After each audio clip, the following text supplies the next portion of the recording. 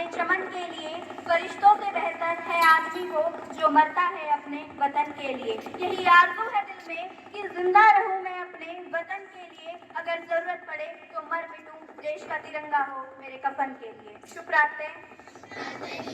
परम आदरणीय प्रधानाचार्य जी, सम्मानित अध्यापकगण एवं मेरे प्रिय बहनों और भाइयों, मैं हिमांशी जुपिटर हाउस की तरफ से आज आप सभी के सामने एक भाषण प्रस्तुत करना चाहती हूँ जिसका उचित शीर्षक है अखंड भारत। आशा करती हूँ कि आप मेरे भाषण को ध्यानपूर्वक सुनेंगे व गलती होने पर क्षमा भी करेंगे। हिम्मत है बुलंद अपनी, पत्थर सी जान है, जमी तो क्या हमारे पैरों तले आसमान है।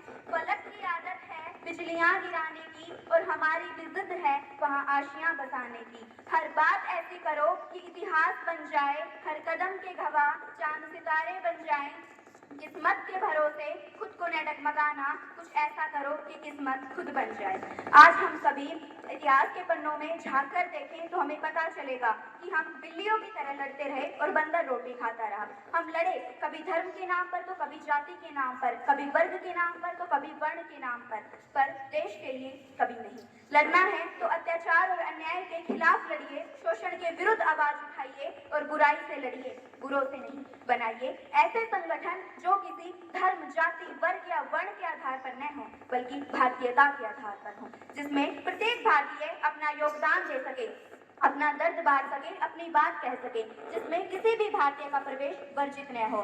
सही मायनों में भारत को भारत बनाइए, क्योंकि कोई भी देश जमीन पर खींची गई रेखा के बीच बने भूखंड से देश नहीं कहलाता। उसे देश का दर्जा उस देश में रहने वाले लोग दिलाते हैं। इसलिए कश्मीर से कन्याकुमारी तक आवाज दो हम एक हैं, कश्मीर से कन्याकुमारी तक आवाज दो हम एक हैं, कच्छ से इम्फाल तक आवाज दो हम एक हैं, कच्छ से इम्फाल तक आवाज दो हम एक हैं। हमारी एकता के बीच कोई आने न पाए, हमारी एकता के बीच कोई आने न पाए, और दुश्मन जो दिखलाई दे वो जिंदा जाने न पाए, और दुश्मन जो दिखलाई दे वो जिंदा जाने न पाए।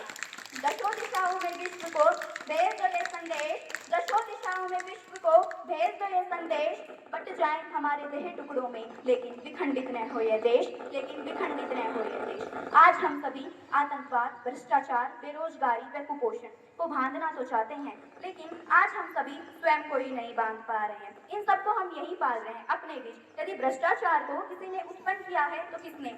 हमने ही तो किया है। इन सब पर नियंत्रण पाने के लिए आवश्यकता है संगठन की, और संगठन के लिए आवश्यकता है सहयोग की, और सर्वप्रथम मनुष्य को स्वयं संगठित होना पड़ता है। एक ही देश, एक ही लक्ष्य हमारा है, एक ही देश, एक ही लक्ष्य हमारा है, एक ही ध्वज, एक ही संगीत हमारा है, एक ही ध्वज, एक ही संगीत हमारा। हम एक भी रहा सब मिलकर बनाते, हम एक भी रहा सब मिलकर बनाते, हम एक हैं और एकता का नाम गुंजाते, हम एक हैं और एकता का नाम गुंजाते। हमारे देश में अनेक धर्मों व संप्रदायों के लोग रहते हैं जो अलग अलग भाषाएं बोलते हैं, जिनका रहन सहन, खान पान, रीति रिवाज में काफी अंतर है। एक देश का सामाजिक, राजनीतिक और भौगोलिक रूप से एक होना ही एकता कहलाता है, और जब जब किसी ने हमारी एकता को खंडित करने का प्रयास किया तब तक भारत का प्रत्येक व्यक्ति सजग हो उठा। इसलिए कवि इकबाल ने कहा है, यूनान मिस्र रोम सब मिट गए जहां से, यूनान मिस्र रोम सब मिट गए जहां से, लेकिन कुछ तो खास बात है कि हस्ती मिटती नहीं हमारी, लेकिन कुछ तो खास बात है हस्ती मिटती नहीं हमारी। जैसा कि आप सब जानते हैं कि हमारे देश में अनेक धर्मों के लोग रहते हैं जो अलग अलग भाषाएं बोलते हैं, जिनका रहन सहन, खान पान, रीति रिवाज में काफी अंतर है। एक देश का सामाजिक, राजनीतिक और भौगोलिक रूप से एक होना ही एकता कहलाता है। इसलिए किसी कवि ने कहा है, मजहब नहीं सिखाता आपस में बैर रखना, मजहब नहीं सिखाता आपस में बैर रखना, हिंद है हम और वतन है हिंदुस्तान हमारा, हिंद है हम और वतन है हिंदुस्तान हमारा।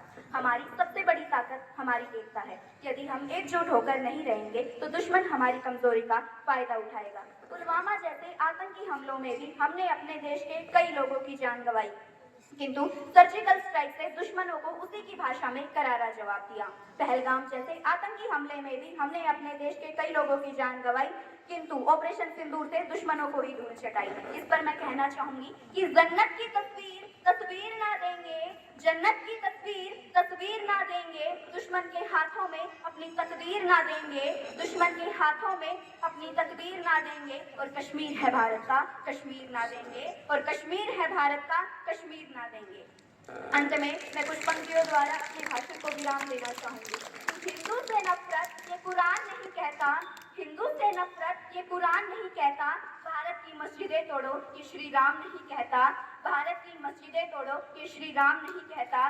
रोटी का कोई धर्म नहीं, पानी की कोई जात नहीं, रोटी का कोई धर्म नहीं, पानी की कोई जात नहीं, जहाँ इंसानियत हो जिंदा व मजहबों की कोई बात नहीं, जहाँ इंसानियत हो जिंदा व मजहबों की कोई बात नहीं। कोई कहता है हिंदू खतरे में है तो कोई कहता है मुसलमान खतरे में है, कोई कहता है हिंदू खतरे में है तो कोई कहता है मुसलमान खतरे में है, लेकिन धर्म का चश्मा उतार कर देखो मेरे दोस्त, पता चलेगा कि हिंदुस्तान खतरे में है, पता चलेगा कि हिंदुस्तान खतरे में है। जय हिंद, जय भारत।